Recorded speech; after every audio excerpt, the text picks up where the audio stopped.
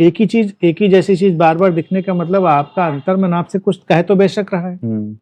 हम उसको समझ रहे हैं नहीं समझ रहे हैं वो अलग बात है, लेकिन वो कह तो जरूर रहा है। अच्छा नजरी, अक्सर ऐसा होता है कि रात में अक्सर जो चीजें हम बहुत गौर से देखते हैं, ज्यादातर लोगों से सुनने में आता है कि सपने भी उसी के आते हैं। जैसे मान लीजिए कोई हमने डरावनी मूवी देखी रात में, तो सपने भी हमें भुतहा ही आएंगे। बेशक देखिए क्या है ना कि यहाँ पर 80-20 का रेशियो तोड़ देते हैं।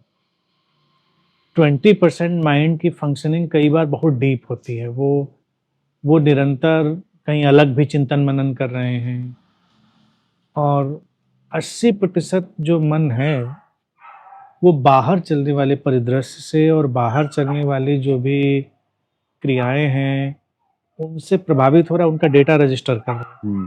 तो इसीलिए हर सभ्यता संस्कृति में एक बात देखिए बार बार कही जाती है कि सोने से पहले थोड़ा मेडिटेटिव हो, सोने से पहले प्रार्थना करो, सोने के पहले विश्राम पूर्ण हो जाओ, क्योंकि जो डेटा उस समय आप डाल रहे होंगे माइंड में उसकी संभावना बहुत है कि आपके अचेतन मन में चला जाए और सपने का निर्माण करे। फिर वो सपने का निर्माण होगा तो आपके लिए अच्छे बुरे महसूस करने के तमाम दायरे बदलेंगे। तो ये बिल्कुल 80% लोगों के लिए संभव है कि जो वो देखेंगे सोने से पहले, जो पढ़ेंगे, वो उनको दिखाई देगा।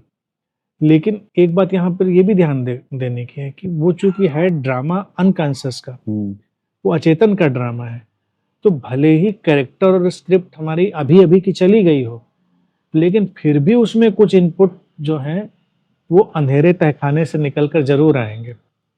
अंधेरे तहखाने के कुछ इनपुट शामिल होंगे उसमें, और अगर वो बड़ी सतही हुए, बड़े ट्रिवियल हुए, तो हो सकता है उन पर हम ध्यान भी न दें, वो गुजर जाए।